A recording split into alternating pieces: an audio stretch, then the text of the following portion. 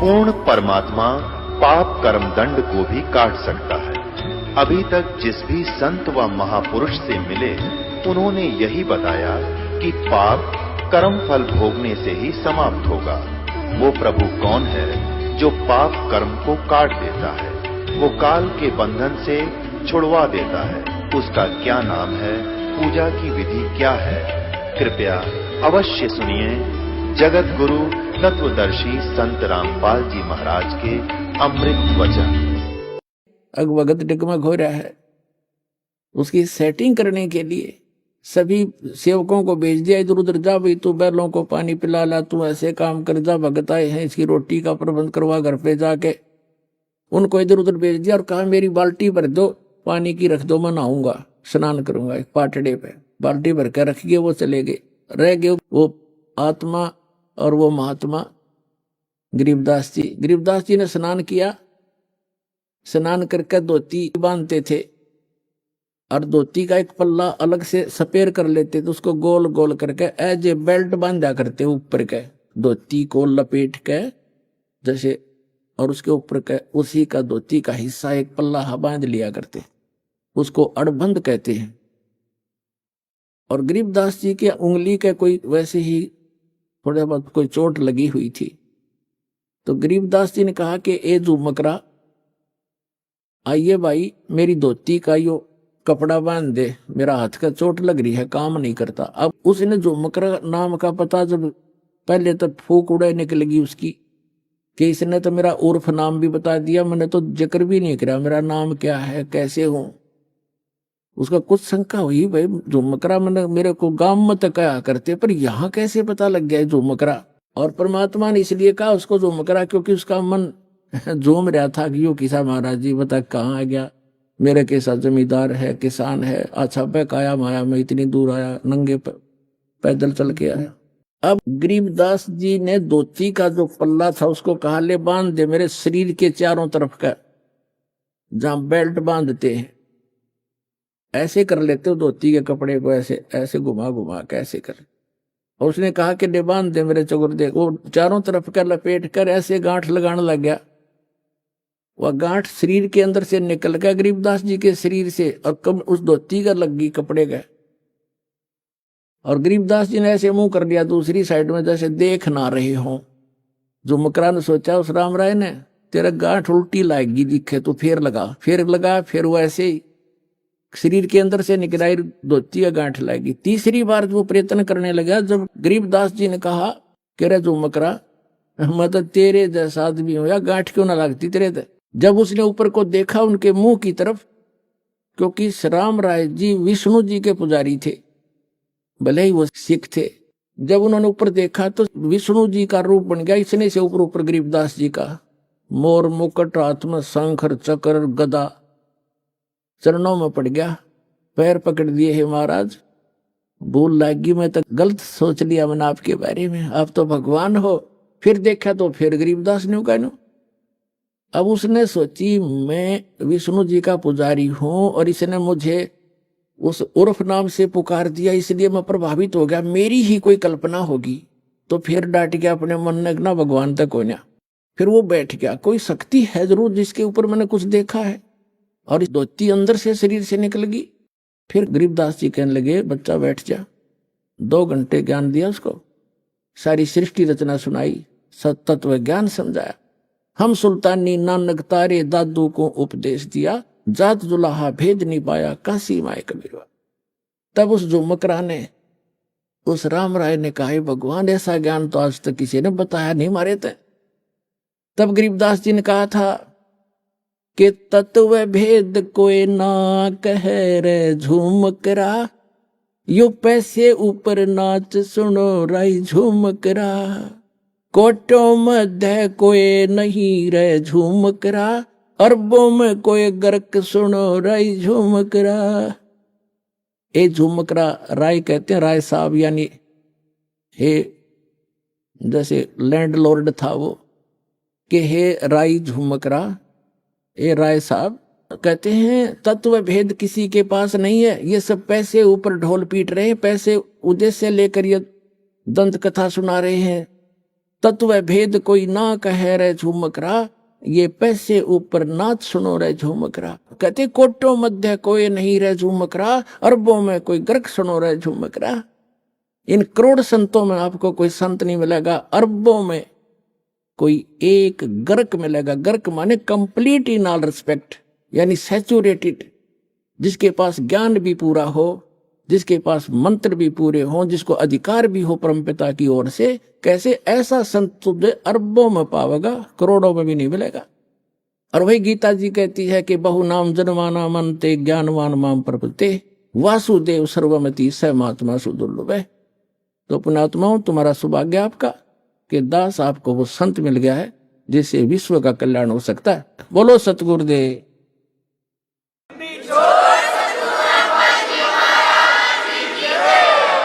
आज का जो ये दिन शुभ समागम है, 3 दिन का जो समागम समापन हुआ है, ये उस उपलक्ष्य में था कि इस फाल्गुन की अमावस्या के दिन 17 फरवरी थी उस दिन, और अमावस्या थी 1988 में। दास को पूज्य गुरुदेव मिले थे, मेरा जीवन सफल हुआ था, आध्यात्मिक जन्म हुआ था दास का। और आज जो एकम है, अमावस्या से नेक्स्ट डे, उस दिन परमात्मा स्वयं आकर के वो परम पिता परम अक्षर ब्रह्म कबीर साहिब ने आकर कहा था, बेटा भक्ति शुरू कर दे, मैं तेरे साथ रहूंगा। तो ये दोनों दिन इकट्ठे हैं, और पुण्यात्माओं अपना कल्याण कराओ। बोलो सतगुरुदेव।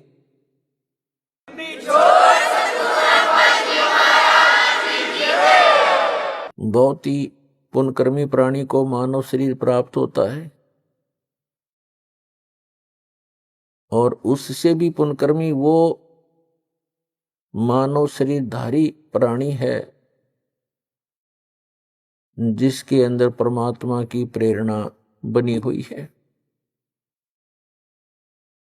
और उससे भी पुण्यकर्मी वो प्राणी है जिसको सतगुरु मिल जाते हैं। जैसे एक इंग्लिश वर्ड है गुड, बेटर, बेस्ट, तो वो बेस्ट क्वालिटी के भक्त हैं जिनको मनुष्य शरीर के अंदर सतगुरु प्राप्त हो जाते हैं। तो आप वो पुण्यात्मा हैं उस बेस्ट क्वालिटी के। आप जी को परमात्मा ने दया करके सतगुरु मिला दिए। कहते हैं जिस दिन सतगुरु भेटियो, सो दिन लेख जाने, बाकी समय व्यर्थ गयो, बिना गुरु के ज्ञान। परमेश्वर कबीर जी यथार्थ भक्ति मार्ग को स्वयं ही बताने के लिए इस धरातल पर आते हैं, क्योंकि परमात्मा के ज्ञान को परमात्मा ही बता सकता है। जीव की संज्ञा नहीं है कि वो उसकी बुद्धि वहां तक पहुंच सके। तो पुण्यात्माओं, परमात्मा ने दया करी है, वो प्रत्येक युग में आते हैं, ये ज्ञान सुनाते हैं। कहते हैं मानुष जन्म पाय कर, जो नहीं रटे हरि नाम, जैसे कुआ जल बिना, बनवाया क्या काम। जिस प्रकार कितना ही सुंदर कुआ हो, उसमें जल ना हो, बढ़िया उसका स्ट्रक्चर बना रखा हो, उसके ऊपर अच्छी छतरी लगा रखी हो, और जल उसके अंदर है नहीं, उसका नाम भले ही कूप है, कुआ है, लेकिन गुण कुएं के नहीं है। ठीक इसी प्रकार मानव शरीर प्राप्त प्राणी यदि परमात्मा की भक्ति नहीं करते हैं तो वो ऐसे हैं जैसे जल रहित कुआ होता है। फिर परमात्मा बताते हैं मानुष जन्म दुर्लभ है, ये मिले न बारंबार, जैसे तरुवर से पत्ता टूट गिरे, वो बोर न लगता डर। साथी हमारे चले गए, हम भी चालन हारे, कोई कागज में बाकी रह रही, तात लगी है वार। वो पृथ्वीपति चकवे गए, जिनके चक्कर चलंत, रावण सरीखे कौन गिणे भाई, ऐसे गए अनंत।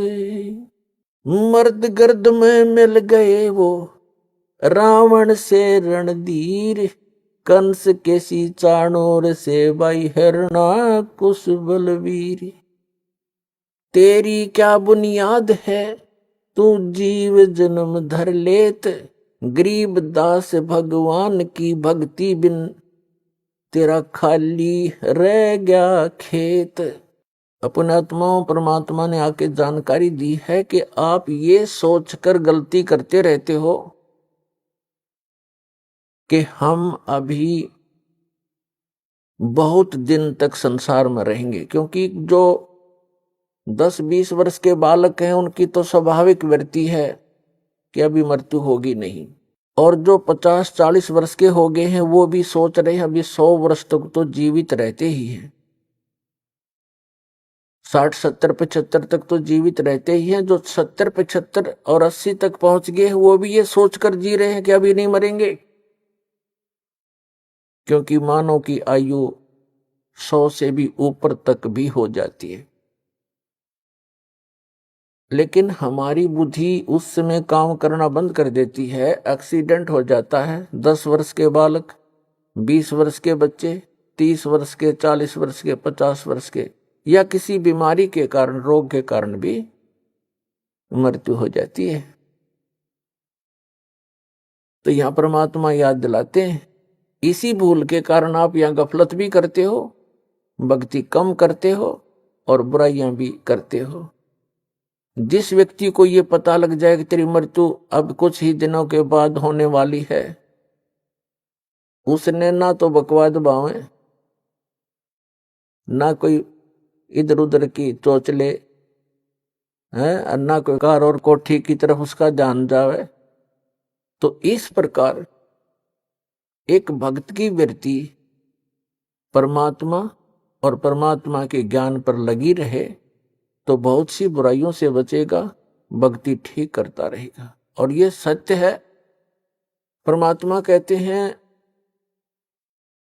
कि साथी हमारे चले गए, और अपने ऊपर ही उदाहरण दे रहे हैं परमात्मा कबीर भगवान के, साथी हमारे चले गए और हम भी चालनहार, कोई कागज में बाकी रह रही, तात लागरी वार। पुणात्माओं, आप बहुत से उदाहरण देखते हो, प्रत्येक को पता है इस बात का कि एक फलाना व्यक्ति था, पूरा उसका संपन्न परिवार था, और अभी आयु भी 50 वर्ष की भी नहीं हुई थी, मृत्यु होगी, और उसकी उमंगें पता नहीं कितनी होंगी, ये करूंगा वो करूंगा, अभी ये करना शेष है, ये करना शेष है। एक मुख्यमंत्री आंध्र प्रदेश का, एक मुख्यमंत्री अरुणाचल प्रदेश के, और एक पूरा का पूरा कैबिनेट यानी पूरा मंत्रिमंडल जिसमें 95 मंत्री और MP थे, पोलैंड देश के, अपने जहाज से जा रहे थे, कोई हेलीकॉप्टर से जा रहा था और दुर्घटनाग्रस्त हो गए। उनकी कितनी आशाएं थी,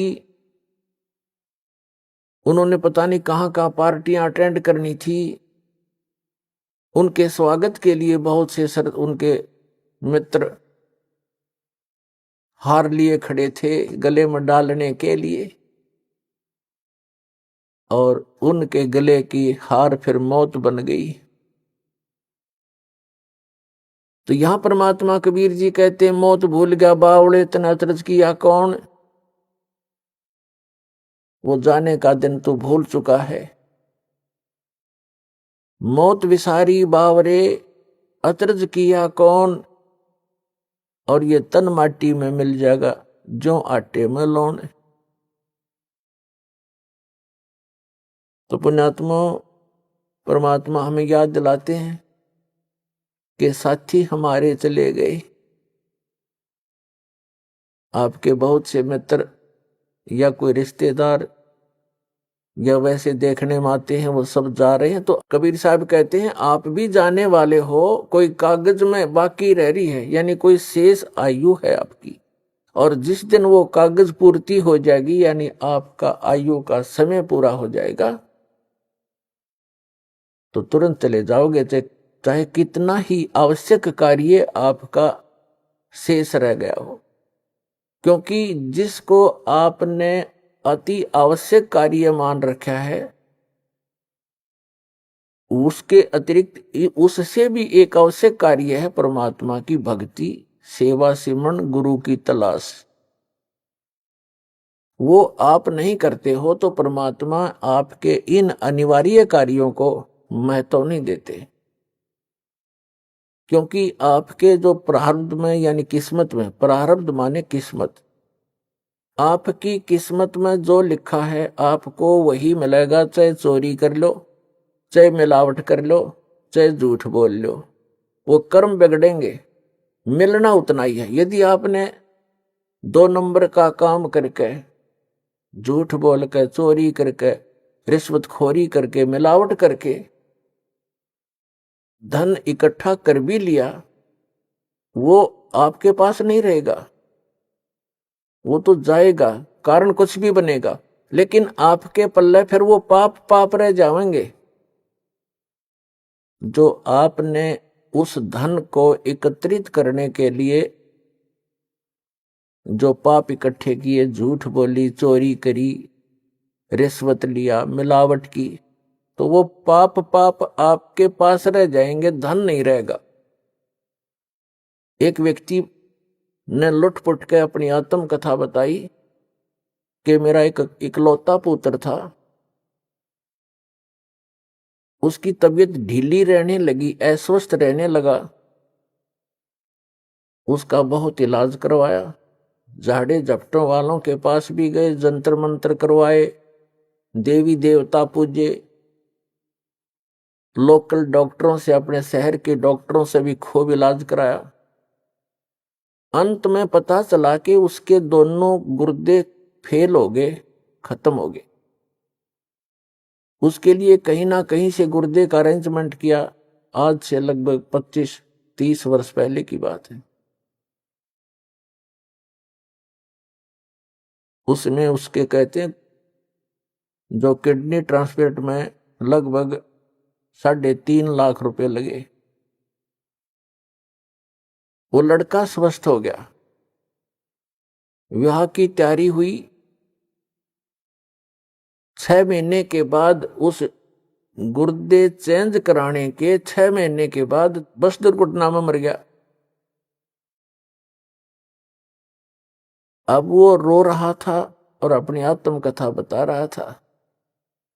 उसने बताया कि मैं गधा नीच आदमी था, क्योंकि जब तक इंसान सत्संग नहीं सुनता, अपने बुरे कामों पर उसका कभी दिमाग नहीं जाता, उसकी बुद्धि नहीं काम करती।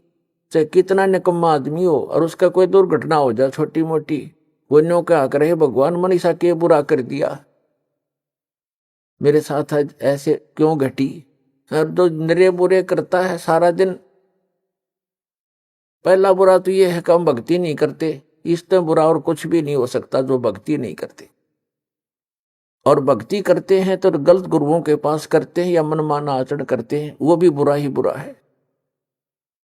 फिर अपने पेट के लिए इंसान सारा दिन, ठीक है किसी का दाव ना लगता वो बात दूसरी है, नहीं तो जहां जिसका दाव लगे आज के वर्तमान के अंदर। पहले तो भगवान से डरने वाले व्यक्ति होते थे, बुरा करते समय 100 बार सोचा करते थे, आगे पीछे का हिसाब लगाया करते थे, मुझे पाप ना लग जाए, कोई हानि ना हो जाए, मुझे कोई नुकसान ना हो जाए, तो वो गलती नहीं करते थे। अब तो हम भगवान से दूर हो गए, इस भौतिकवाद में इतने फंस गए, इस विज्ञान को प्रमुख मानकर हम आगा पीछा कुछ नहीं देखते, जिस कारण से हम अधिक पाप करने लगे।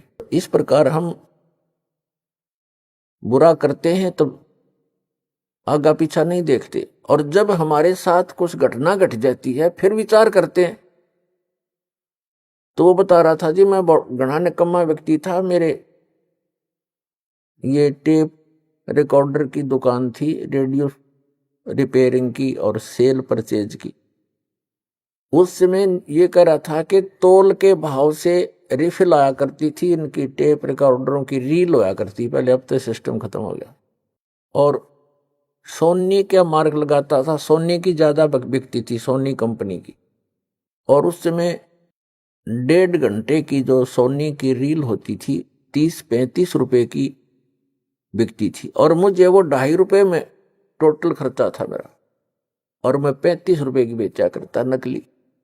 खूब धन हो गया, कोठी बना ली, बढ़िया जुगाड़ कर लिया। क्यों? ये सोच करके अपने बेटे को सुखी करूंगा। और जब इस ज्ञान से मैं परिचित हुआ, वो पैसा गया और जिसको सुखी करना चाहूं था बेटा गया। अब टक्कर मार मार के रो रहा हूं। तो पुण्यात्माओं, परमात्मा याद दिलाते हैं कि आप जी जो भक्ति ना करके, भगवान से ना डर के अगर 2 नंबर से पैसा कमाओगे, वो पैसा नहीं रहेगा, लेकिन पाप ज्यों के त्यों रह जाएंगे जो वो पैसा इकट्ठा करने में आप जी ने अपना समय व्यर्थ किया और वो पाप इकट्ठे किए। तो पुण्यात्माओं, इस प्रकार हमने सत्संग माने से ज्ञान होता है। तो परमात्मा याद दिलाते हैं, क्या बताते हैं? पतझड़ आवत देख कर बन रोवे मन माही, ऊंची टहनी पात थे अब पीले हो जाही। परमात्मा याद दिलाते हैं कि जिस समय पतझड़ आती है और वन हमें याद दिलाते हैं कि आपके साथ ऐसी बीत रही है, आप ध्यान नहीं देते, आप गलत स्थान पर रह रहे हो, यो लोग ठीक नहीं है। और जो भगवान से दूर है वो तो महादुखी प्राणी है, और दुर्भाग्य उन प्राणियों का, मनुष्य जीवन उनको मिला या ना मिला बराबर है। ये इतना भयंकर लोक है। परमात्मा की शरण में आने के बाद जीव को यहाँ थोड़ा बहुत जीने की राहत मिलती है, और आने वाले जो संस्कार, किस्मत की जो आपदाएं हैं, वो भी भगवान टाल देता है। परमात्मा को इसीलिए हम खोजा करते हैं। कहते हैं दुख में सुमन सब करें, सुख में करे ना कोई, और जय सुख में सुमन करें दुख का एक है। परमात्मा की भक्ति जो करते हैं सुख में, तो उनको दुख नहीं होते। और यदि दुखी प्राणी भी परमात्मा की भक्ति करने लगता है सत्य भक्ति श्रद्धा से, उनके दुख भी दूर हो जाते हैं। तो हम भक्ति कर अवश्य रहे थे, लेकिन भक्ति कर रहे थे शास्त्र विधि त्याग कर मनमाना आचरण कर रहे थे। श्रीमद् भगवद गीता अध्याय नंबर 16 के श्लोक नंबर 23 में कहा कि अर्जुन, जो शास्त्र विधि को त्याग कर मनमाना आचरण करते हैं, उनको न तो सुख होता है और न उनकी गति होती है और न ही उनकी कोई सिद्धि प्राप्त होती है, अर्थात यूजलेस, व्यर्थ। 16वें अध्याय के 24वें श्लोक में तुरंत कहा कि अर्जुन, इससे तेरे लिए कर्तव्य और अकर्तव्य की दृष्टि में शास्त्र ही प्रमाण है। किसी अन्य व्यक्ति की दंत कथा के आधार से तू अपनी भक्ति पर मत लगना। जो हमारे सदग्रंथ बताते हैं उन्हीं को आधार मानना। तो पुण्यात्माओं, हमारे जैसे आप जी का हमारा जन्म पवित्र हिंदू धर्म में हुआ। हमारे हिंदू धर्म के जो धर्म गुरु टीचर थे हमारे, वही हमारे सिलेबस से परिचित नहीं थे, तो हमें वो शास्त्र अनुकूल साधना बता नहीं सके, जिस कारण से हमारे पूर्वज प्रेत बने, पशु योनियों में चले गए। अब उनके लिए यत्न बनाते हैं, बाद में श्राद्ध निकाल दो, ऐसे कर दो, वैसे कर दो, 13वीं कर दो, वर्षी कर दो। फिर क्या होगा? वो चला गया जहां जाना था, पीछे पापड़ बेल रहे हैं। तो ये शास्त्र विधि त्याग कर मनमाना आचरण था। तो पुण्यात्माओं, परमात्मा बताते हैं कि पतझड़ आवत देख कर बन रोवे मन माही, ऊंची टहनी पात थे इब पीले हो जाए। कहते हैं पात झड़नता ये कहे सुन भई तरवर राय, अब के बिछुड़े नहीं मिले ना जाने कहां गिराएंगे जाए। तरवर कहता पात से सुनो पात एक बात, यहाँ की यह रीति है एक आवत एक जात। अब परमात्मा हमें उदाहरण देना चाहते हैं कि जिस संसार में आप रह रहे हो ये एक वन है और इसकी यहाँ की रीति क्या है कि एक आता है एक जाता है। जैसे वसंत ऋतु आती है, पतझड़ कहते हैं, जब पत्ते झड़ जाते हैं सब वृक्षों के, और फिर तुरंत कोपल फूट आती है और कुछ देखते ही देखते कुछ दिनों में वो पत्ते बनकर लहरा रहे होते हैं, फड़फड़ा रहे होते हैं। एक वर्ष वो फड़फड़ा लेते हैं, फिर पीले होकर गिर जाते हैं, तुरंत नई कोपल फूट आती है और वो भी ऐसे ही गिर जाते हैं। तो यहाँ परमात्मा हम उदाहरण देना चाहते हैं कि संसार रूपी वन है और एक परिवार रूपी वृक्ष है और इसके सदस्य रूपी पत्ते ये झड़ पीले हो यानी बूढ़े हो करके या रोगी होकर मरते जा रहे हैं, दुर्घटना से समाप्त हो रहे हैं। पतझड़ आवत देख कर बन रोवे मन माही,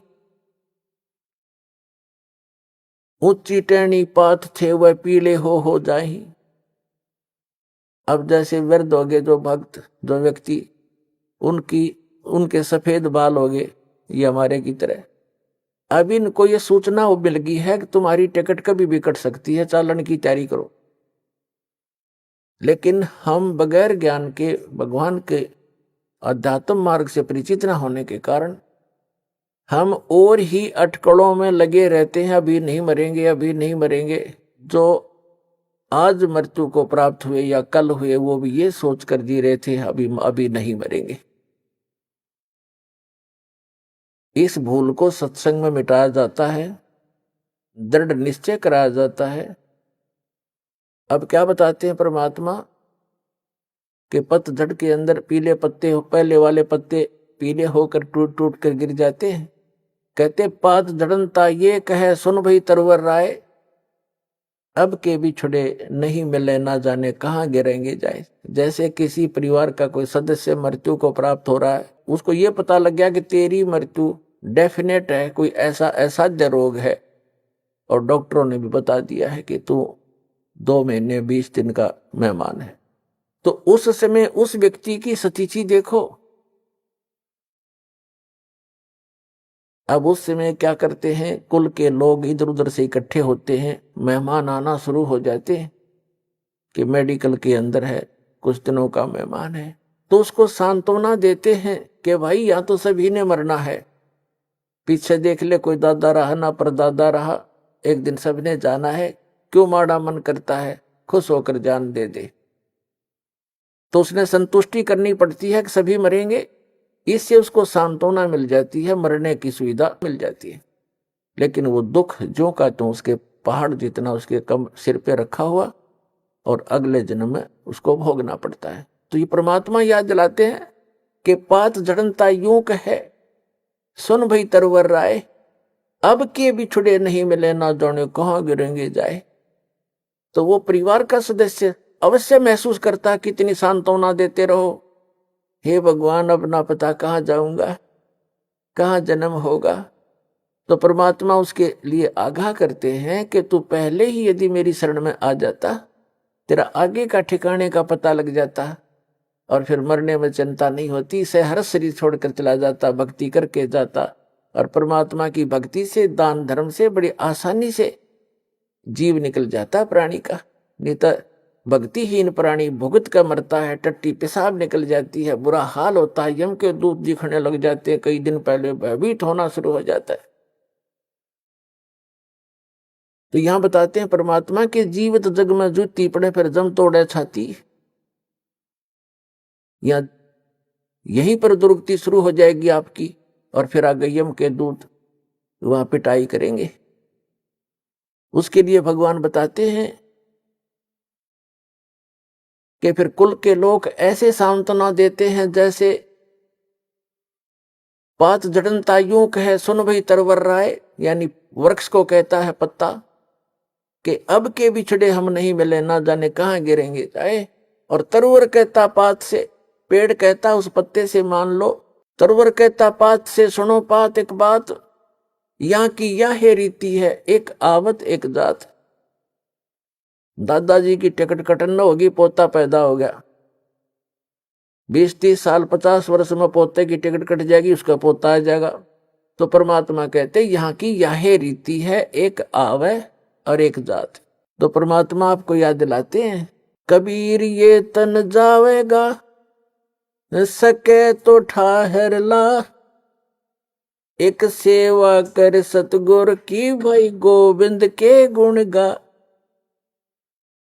अब जैसे पुराने समय में हमने देखे पुराने कच्चे मकान हुआ करते थे और उसमें कड़ी और सतीर होते थे, वुडन बैटन, और उनमें से कोई सतीर में क्रैक आ जाता था तो पूरी की पूरी छत गिरने के चांसेस हो जाते थे। तो क्या करते थे, उसके नीचे एक बल्ली लगा देते थे मोटी सी, नीचे थोड़ा उसका बेस सा बना करके ईंट आट रख के पक्की, और नीचे उसका बल्ली लगा देते थे, उसको ठाहर बोलते थे, ठाहर यानी सपोर्ट। तो वो ठाहर लगाकर मनमाना 20-30 वर्ष तक उस मकान को चला लेते थे, नहीं तो उसी दिन गिर जाता जब वो ठाहर ना लगाते। तो परमात्मा कहते हैं, हमें संदेश देते हैं और संकेत देते हैं, कबीर ये तन जावेगा, जिस दिन आपका निर्धारित समय है जाने का, यदि आप कबीर परमेश्वर की शरण में नहीं आए हो तो आप निश्चित मरोगे उस दिन। कबीर ये तन जावेगा सके तो ठाहर ला, और एक सेवा कर सतगुरु की और गोविंद के गुण गा। इस यदि आप यहां कुछ दिन जीना भी चाहते हो, और जीने का उद्देश्य यहां बकवादों के लिए नहीं, आपको एक्सटेंशन मिलेगी। यदि आप भक्ति उद्देश्य से आत्मा से पुकार करते हो परमात्मा से, तो कहते हैं फिर आपको एक्सटेंशन मिल जाएगी, वो ठाहर लग जाएगी इस सत भक्ति की सतगुरु शरण में आने से। इसका विकल्प भी बता दिया परमात्मा ने, अल्टरनेट बताया है कि इस आयु को भी आप एक्सटेंड कर सकते हो। अपने आत्माओं, हमारे सदग्रंथ जो है ये अनमोल रतन है, और हमारे धर्मगुरु इनको समझ नहीं सके, जिस कारण से वो आप भी अपना जीवन नाश कर गए और साथ में हमारे दादे परदादा ने ले डूबे, क्योंकि वो संस्कृत भाषा गणी जानते थे, काशी विद्यापीठ पढ़ाया करते थे। आम भोली जनता ने न्यू सोच लिया ये गुरुजी बड़ी संस्कृत फटाफट बोल रहे, फराटेदार, ये बड़े विद्वान होंगे। पुण्यात्माओं, भाषा से विद्वान का कोई मेल नहीं है। मान लीजिए कोई एक भाषा में विद्वान है, इंग्लिश खूब बोलता है, उसने पंजाबी ना आती, बताओ क्या फेल हो, तो विद्वान कह रहा है फिर? तो विद्वान वो है, भाषा उसकी जैसी है, लेकिन ज्ञान कंप्लीट हो उसको, स्पिरिचुअल नॉलेज, वो विद्वान होता है। और भाषा का काम तो अपने विचारों को दूसरे तक पहुंचाने का होता है। अब जैसे एक बढ़िया, कई कहते हैं भाई प्रोनाउंसिएशन ठीक नहीं, ऐसा ठीक नहीं, वैसा ठीक नहीं आपके गुरुजी का, ये तो बकवादी आदमियों की बात होती है। ये तो वो व्यक्ति सोचते हैं जिनको पूर्व जन्म का संस्कार उनका जिनका ठीक है, ज्ञान से परिचित नहीं, क्योंकि ज्ञान से परिचित प्राणी ये बकवाद नहीं बोला करता है। अब जैसे किसी का रोग है और वैद्य है बहुत अच्छा, वो किसी भी भाषा में दवाई बताता, वो कंसंट्रेट माइंड से सुनता है, अच्छा जी ऐसे खा लूंगा ठीक हो जाएगा, ऐसा हो जाएगा, खा ले, ऐसे चाहे वो किसी भाषा में बोल रहा है तुरंत समझ जाता है कि उसका प्रोनाउंसिएशन उसका कैसा भी है। चाहे तो पुण्यात्माओं, जिनको मोक्ष कराना है, इन बकवादों में नहीं चलना चाहिए, क्योंकि हमारे परमात्मा कबीर जी वो विद्वान थे, वो खुद भगवान थे, और हमारे जो धर्मगुरु थे वो संस्कृत के ज्ञाता और व्याकरण के प्रसिद्ध थे। वो व्याकरण की भक्ति पढ़ाया करते थे, दर्ड़ाया करते थे, और यही कहा करते कि कबीर साहब का प्रोनाउंसिएशन ठीक नहीं है, इसने बोलना भी ना आता, काहे का विद्वान होगा, वो तो भगवान था। वो यही भ्रम दूर करने के लिए आए थे कि इन बकवादों से भगवान का कोई लिंक नहीं है, कोई मेल नहीं। परमात्मा पाने के लिए आत्मा निर्मल हो, मंत्र का जाप ठीक करते रहो, मर्यादा में रहो और ज्ञान ग्रहण करो। किसी भी भाषा में उपलब्ध है वो ज्ञान होना चाहिए। अब जैसे परमात्मा कहते हैं, जैसे कुंभ कुमार का ऊपर चित्र अनूप और वस्तु तामद है नहीं, जैसे जल बिन कूप। एक बहुत सुंदर घड़ा मटका रखा है जग मिट्टी का, और उसके ऊपर बढ़िया चित्रकारी कर रखी है और वस्तु उसमें है नहीं। और एक सिंपल सा घड़ा, उस पर चित्रकारी भी नहीं, और वो शीतल निर्मल जल से भरा हुआ है। तो के फूका चित्रकारी वाले ने जिसमें बालू रेत ठोक रखा, तो वो जिसके ऊपर कोई चित्रकारी नहीं और सिंपल सा है, खराब सा दिखकर उसमें निर्मल वस्तु है, पिए गट गट जान बचाई, वो है हमारे लिए पूज्य। तो पुण्यात्माओं, इन सब तरह की बकवादों से हटकर, इनके जो भिन्न भिन्न प्रकार के वचनों से हमारी बुद्धि हटकर इस तत्व ज्ञान पर दृढ़ हो जाएगी, तब तो हम भक्त बनेंगे, तब तो हम साधक बनेंगे। नहीं तो ऐसे विचलित रहेंगे, और विचलित व्यक्ति को भगवान मदद नहीं करता, उसको प्राप्त नहीं होता। तो क्या बताते हैं, ये हमारे धर्म गुरु जो थे, ये हमारे सदग्रंथों से परिचित नहीं थे। और परमात्मा आए थे 600 वर्ष पहले स्वयं, क्योंकि वो आते ही रहते हैं, उसका विधान है।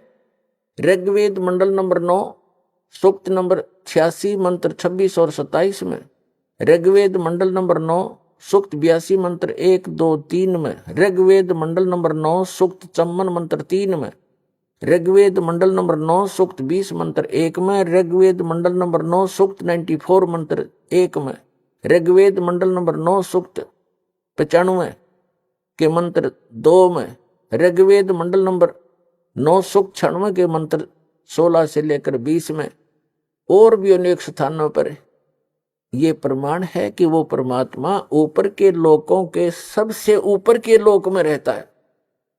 यानी प्रत्येक लोक में जो ऊपर के लोक हैं, जैसे सतलोक, अलखलोक, अगमलोक और अकैलोक, जिसे अनामी लोक भी कहते हैं, उन सब में परमात्मा भिन्न भिन्न रूपों में रहता है। प्रत्येक के सबसे अंतिम तीसरे पोर्शन में सबसे ऊपर के स्थान पर विराजमान है, और वहां से वो मनुष्य दृश्य है, सिंहासन पर विराजमान है, सिंहासन पर बैठा है, राजा के समान वहां पर सबको कंट्रोल करता है। सिर पे मुकुट है, सफेद छत्र है और सफेद सिंहासन है उस परम पिता का, बहुत सुंदर। और वहां से चल कर आता है, किस लिए, किस उद्देश्य से आता है?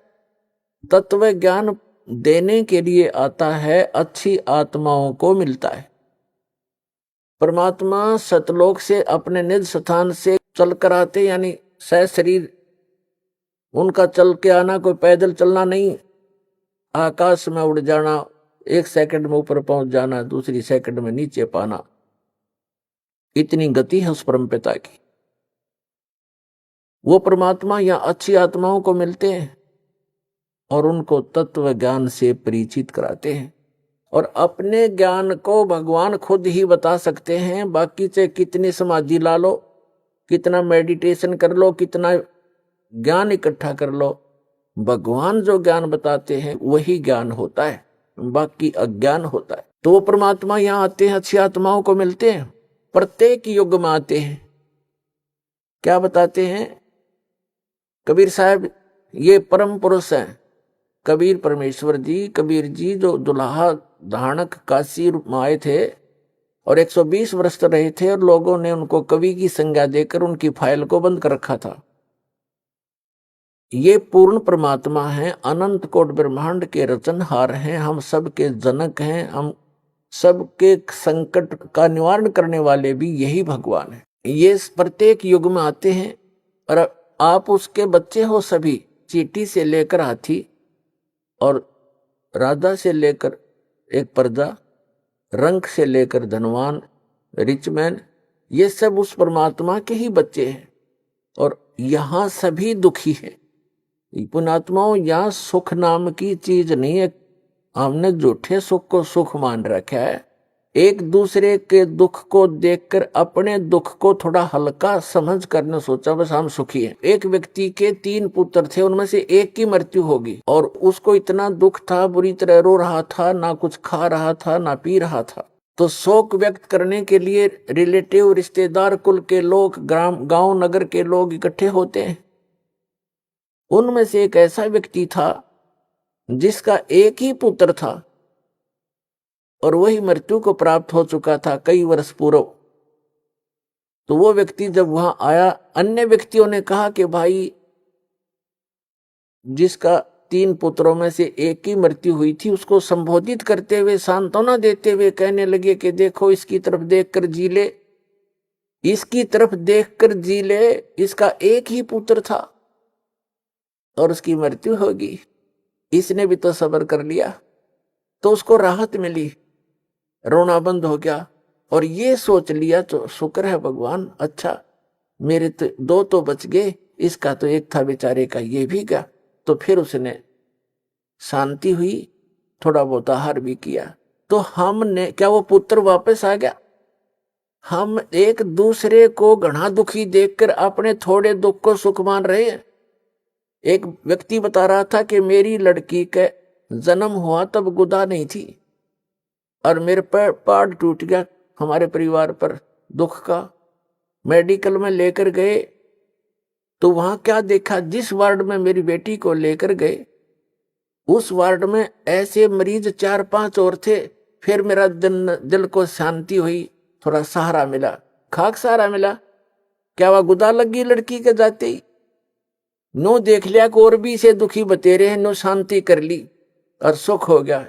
तो परमात्मा कहते झूठे सुख को सुख कहे, ये मान रहा मनमोद, ये सकल चबीना काल का और कुछ मुख में कुछ गोद। इसे गंदे लोक में रहकर आप फिर भी सुख ढूंढ रहे हो? यहां सुख नाम की चीज नहीं है। पुण्यात्माओं, ऐसा जीवन जीना हमारी मजबूरी थी, कोई विकल्प नहीं था। अब परमात्मा ने आके विकल्प बताया, वो हमने सुना नहीं, क्योंकि नकलियों ने सुनने नहीं दिया। नकली गुरुओं ने, जो आप आज भी पंजे अड़ाना चाहते हैं, लेकिन अब इनके पंजे उखड़ जाएंगे, अब नहीं टिक पाएंगे ये, क्योंकि जनता शिक्षित है।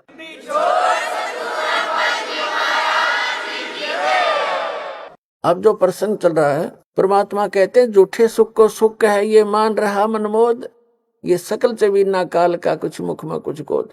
तो वो हमारे पिता हैं कबीर परमेश्वर जी, वो हमारे लिए भटक रहे हैं। कबीर साहब कहते हैं, मैं रो तू सृष्टि को और ये सृष्टि रो है मोहे, कहे गरीब इस वियोग को समझ नहीं सकता कोई। कहने का भाव ये है कि हम उस सुखदाई भगवान की खोज में लगे हैं और उसकी खोज करते करते हम ऐसे अनाड़ी संतों के पास फंस जाते हैं, जिनको कह कह का पता नहीं, दाढ़ी मूछ बढ़ा कर लाल पीड़े कपड़े पहन के ऐसे बैठ जाते हैं गुग्गू बन का। हमने सोचा बड़े विद्वान होंगे, बड़े पहुंचे हुए संत है। तो ये काल के दूत ठोर ठोर बैठा रखे इसने अपने, और भगवान आते हैं हम उनकी सुनते नहीं, क्योंकि उन काल के दूतों से गढ़े प्रभावित हो चुके होते हैं। कोई 10 वर्ष से लगा है, कोई 20 वर्ष से, कोई 5 वर्ष से, वो सेट हो गया क्योंकि ग्रुप बन गया, उनकी सब एक जैसी विचारधारा है।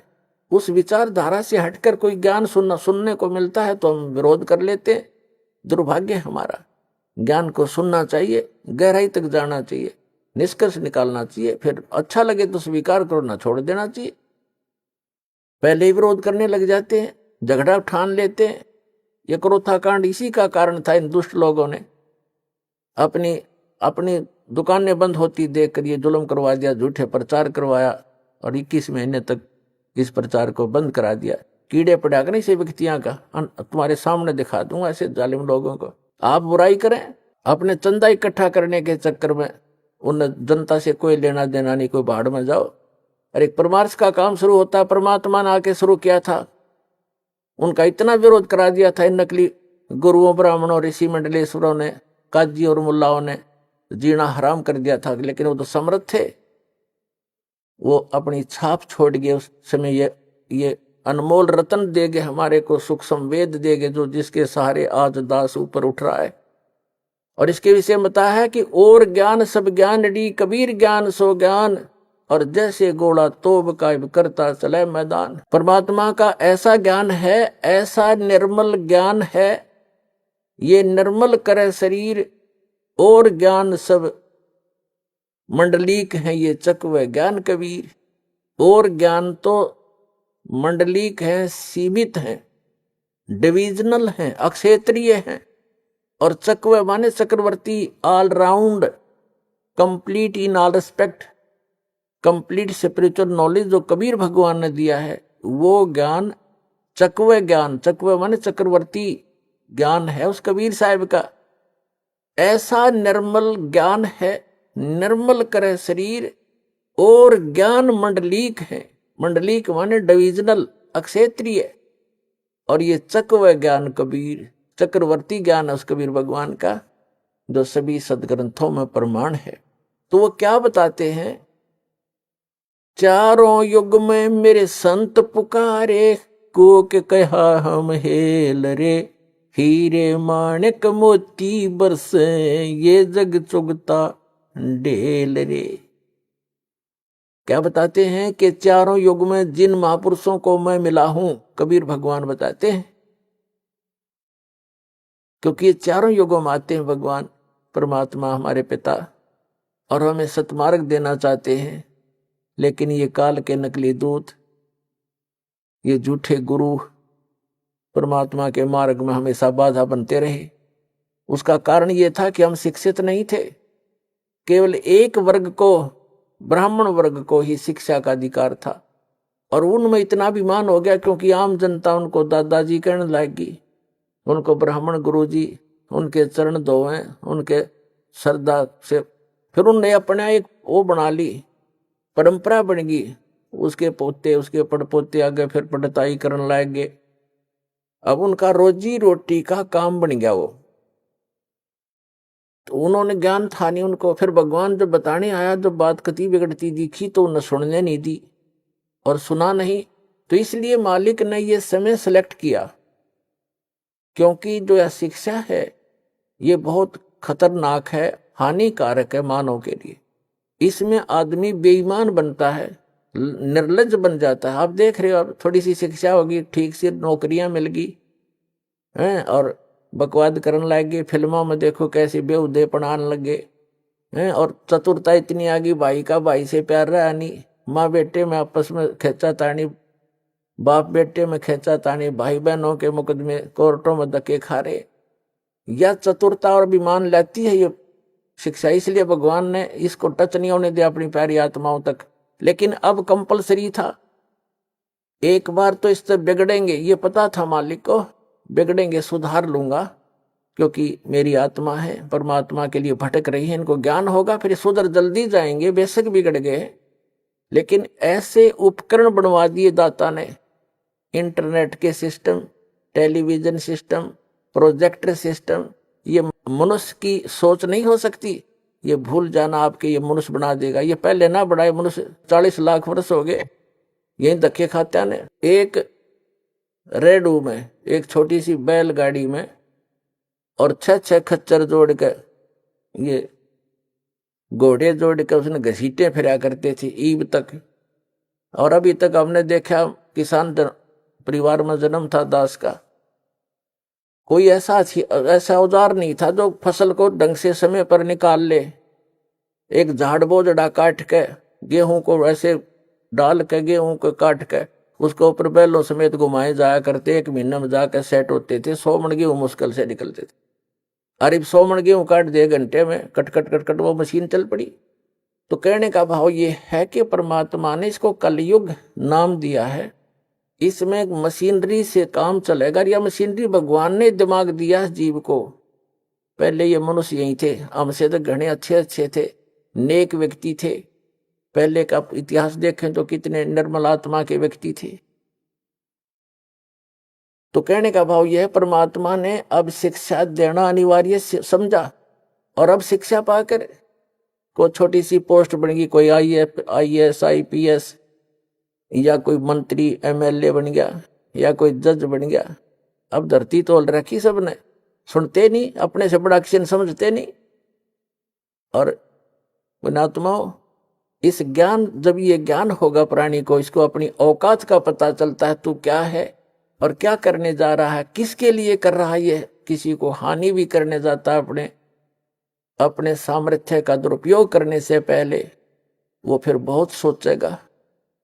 अब आप देख रहे हो, छोटे से थोड़े बहुत किसी के पास पैसे हैं, बड़ी कोठी ले बना ली, बड़ी कार ले ली, और उनकी बहन बेटियां देखो कैसे एक बेहुदी औरतों की तरह कच्चे पैर पर घूमती हैं बड़े शहरों में। उसको ये आजकल विकास मानते हैं। तो पुण्यात्मा, ये विकास नहीं, ये नाश है इस मानव का। अब इसको परमात्मा ने ये इंटरनेट चलाए, घर बैठे भगवान अपने बच्चों को ज्ञान देगा और घर बैठे वो भगवान को पहचानेंगे। शिक्षा इसलिए दी गई थी और इस शिक्षा की घनी आवश्यकता नहीं थी हमें। अब पुण्यात्मा, हमने उद्देश्य क्या लेकर पढ़ाते अपने बच्चों को कि ये नौकरी लगे। 2% व्यक्ति बच्चे नौकरी नहीं लग पाएंगे। कहाँ लगाएंगे? नौकरी लग गई फिर कमाओगा कौन? बाकी काम कौन करेगा? तो ये शिक्षा अनिवार्य है अब वर्तमान में, ताकि हम सदग्रंथों को खुद देख लेंगे और अपना जो काम करने आए हैं संसार में उसको करना शुरू कर देंगे। और 2 रोटी भगवान आपको गणेश बढ़िया देगा, औरों से अच्छी देगा। इस भक्ति में ऐसी शक्ति है, परमात्मा पता नहीं कहां से बरकत शुरू कर देगा आपके। आइए अब हम उन श्रद्धालुओं के अनुभव जानते हैं जो जगत गुरु तत्वदर्शी संत रामपाल जी महाराज जी से दीक्षा प्राप्त कर चुके हैं तथा उनके द्वारा बताए गए भक्ति मार्ग पर चल रहे हैं। नमस्कार सर। नमस्कार सर। सर क्या नाम है आपका? विनोद साहू।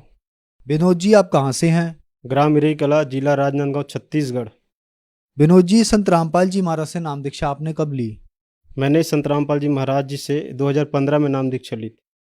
संत रामपाल जी महाराज से नाम दीक्षा लेने से पहले क्या आप कोई भक्ति साधनाएं भी करते थे? जी, मैं संत रामपाल जी महाराज से नाम दीक्षा लेने से पहले गणेश जी की गणेश चतुर्थी में गणेश 11 दिन तक रखते थे और 11वें दिन ठंडे के बाद उसको धूमधाम से उसको ठंडा भी करते थे, परंतु कोई लाभ नहीं मिलता था। तो फिर क्या कारण बना कि आप संत रामपाल जी महाराज जी की शरण में आए? कारण ऐसा था सर जी, पहले मेरे पिताजी नाम दीक्षा ले चुके थे। उन्होंने पूरे नशा, जितने भी नशा करते थे वो छोड़ दिए थे और मांस मटन जो भी खाते थे छोड़ दिए थे। उसी को प्रेरणा पाकर मैंने नाम दीक्षा 2015 में ली थी संत रामपाल जी महाराज जी से। आपके क्या अनुभव रहे संत रामपाल जी महाराज से नाम दीक्षा लेने के बाद, या आपको कुछ लाभ भी मिले? जी, सबसे पहले तो दास को आध्यात्मिक ज्ञान हुआ। भगवान का पता नहीं था, भगवान कौन है, परमेश्वर कौन है, वो सबका मालिक कौन है। उसके बाद मैंने संत रामपाल जी महाराज से 2015 में नाम दीक्षा ली और उस दिन से दास कोई भी नशा नहीं करता है जी। दास को बचपन से ही दमा की बीमारी थी, क्योंकि घर वाले में बताया था कि आप निमोनिया वाले हो और दमा वाले हो। दास को पता नहीं था कि इस बारे में। दास पढ़ाई करता था तो खेलते खेलते गिर जाता था, कभी कभी थकान ज़्यादा होता था, पसीना आता था, धड़कन की तेज़ बढ़ जाती थी। इसीलिए जब पापा को बताता था घर में तो वो कुछ दवाई गोली देते थे, डॉक्टर के पास लेके जाते थे, फिर भी मेरा जो दमा था उसका आराम नहीं हुआ। ऐसे ऐसे करते करते करीब 20 साल हो चुका था जी। डॉक्टर बोलते थे कि कुछ और ऊपर डॉक्टर के पास लेके जाओ, ठीक हो जाएंगे ऐसे करके, लेकिन घर की आर्थिक स्थिति खराब थी कि इलाज करने के लिए उतना पैसे नहीं थे। सर, जैसे कि आपने बताया कि आप 20 साल से ज़्यादा इस दमा की बीमारी से, सांस की बीमारी से ग्रसित थे, डॉक्टर ने आपको दवाई खाने बताया था, तो क्या आप संत रामपाल जी महाराज से नाम दीक्षा लेने के बाद आपका ये दमा ठीक हुआ और क्या आज आप भी दवाई खाते हैं? नहीं सर जी, जब से मैंने संत रामपाल जी महाराज से नाम दीक्षा लिया है तब से 1-2 महीना लगा ऐसे, लेकिन उसके बाद वो दमा कहाँ गई पता ही नहीं चला, क्योंकि मैंने जो नशा करते था उसको पूरी तरह छोड़ दिया था। नशा के वजह से मुझे और कुछ बीमारी हो गई थी और जब से संत रामपाल जी महाराज से नाम दीक्षा लिया वो पूरी तरह ख़त्म हो गई जी। जैसे कि मैंने विवाह किया था तो मेरी जो पत्नी थी उसको चक्कर आने लगते थे, थोड़े थोड़े दिन में गिर जाते थे।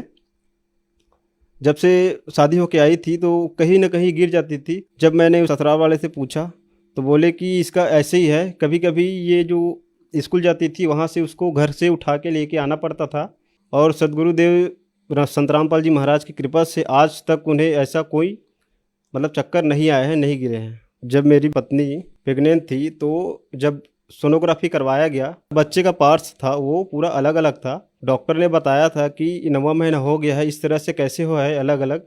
तो हम सबको चिंता होने लगी। तो जब मैंने घर आके परमात्मा सदगुरु रामपाल जी महाराज जी से अरदास लगाया, उसके बाद हम लोग रिपोर्ट लेके घर आए तो बहुत दुखी हुए कि क्या करेंगे, कैसे करेंगे। उसी समय हमने नाम दीक्षा ले ली थी संत रामपाल जी महाराज जी से। तो उसी समय हमने दंडवत किया, प्रणाम किया और गुरुजी से अरदास लगाई कि हे परमात्मा, अब हम कहीं नहीं जाएंगे, अब आपके ही कृपा से, मतलब आपके ही आशीर्वाद से हम कुछ कहीं नहीं जाएंगे, मतलब डॉक्टर के पास जाएंगे ही नहीं, आप ही देखना मालिक ऐसे करके। उसके बाद जस्ट 15 दिन बाद उसको डिलीवरी होनी थी, तो 15 दिन बाद हम उसे हॉस्पिटल में एडमिट करवाएं। एडमिट करवाने के बाद जब हॉस्पिटल में गए तो उसका डिलीवरी होना था, तो बहुत लेट में हुआ था। अस्पताल में लेके गए तो बताया गया कि आपकी जो बीवी है उसको कम से कम 1 दिन और रहना पड़ेगा।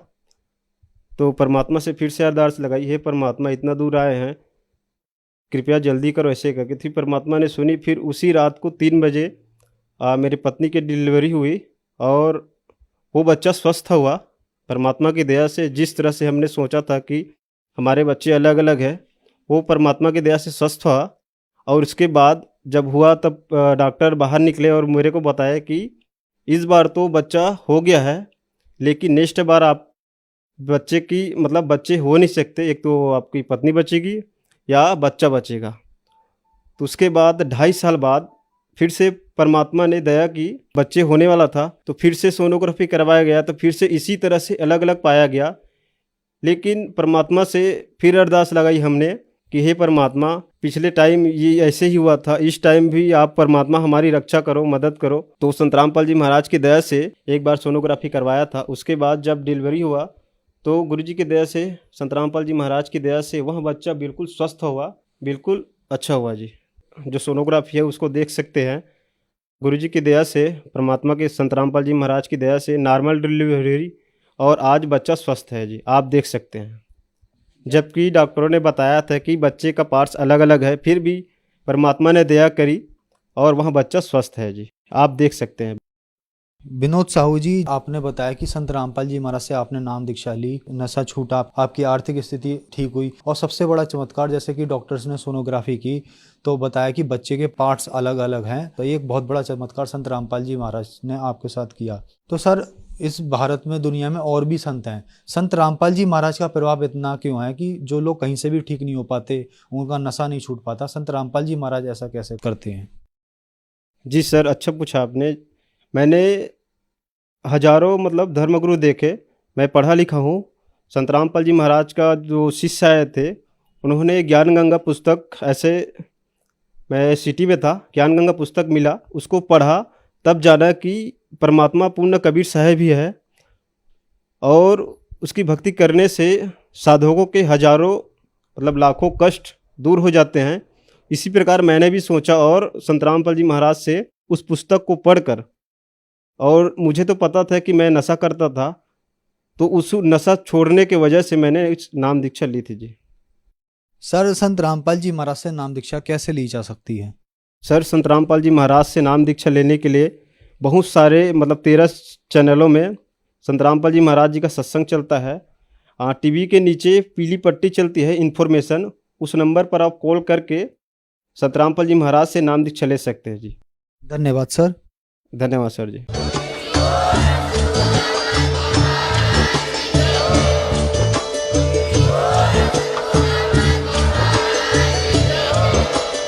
आप सुन रहे थे जगत गुरु तत्वदर्शी संत रामपाल जी महाराज जी के मंगल प्रवचन। अधिक जानकारी के लिए विजिट कीजिए हमारी वेबसाइट www.jagatgururampalji.org। संत रामपाल जी महाराज जी के शुभ आशीर्वाद से पूरे विश्व भर में 500 से भी ज्यादा नाम दीक्षा केंद्र हैं, जिन पर संत रामपाल जी महाराज जी द्वारा ऑनलाइन निःशुल्क नाम दीक्षा दी जा रही है। अपने नजदीक